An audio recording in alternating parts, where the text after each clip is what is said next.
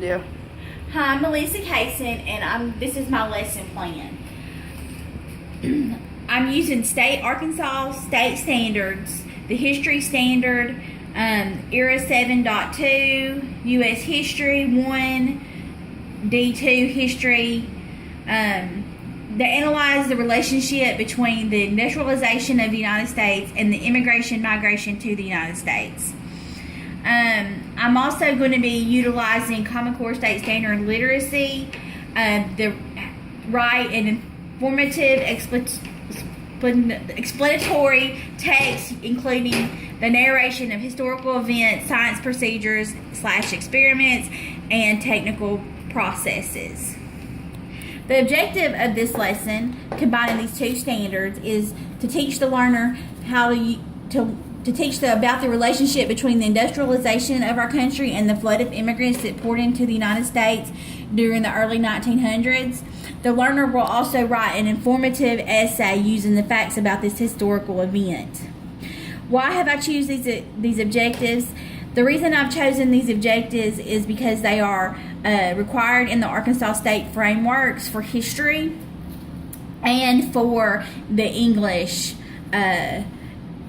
framework. I also chose this objective because chose to combine these two lessons so that I could teach the students how to write an informative essay, which is required in English this year. Okay.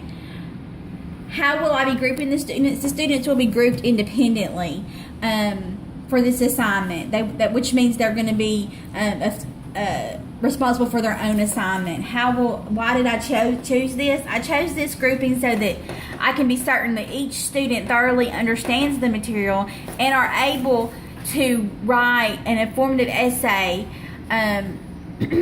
on the relationship between the industrialization of the country and the increased immigration into the United States. My methods down here, we are going to be going over the topic, which is the industrialization of our country, which happened around the turn of the century, 1900. And we're going to be going over that unit in our textbook, and we'll be discussing key ideas, key points about how they're connected and why we saw the flood of immigrants at that time. They will also be instructed on how to write a basic 5-paragraph essay, which will include the introduction, the body copy, and the conclusion of the essay.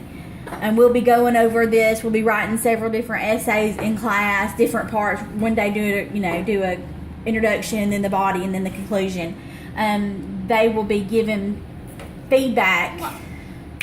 They will be given feedback on these before the big test.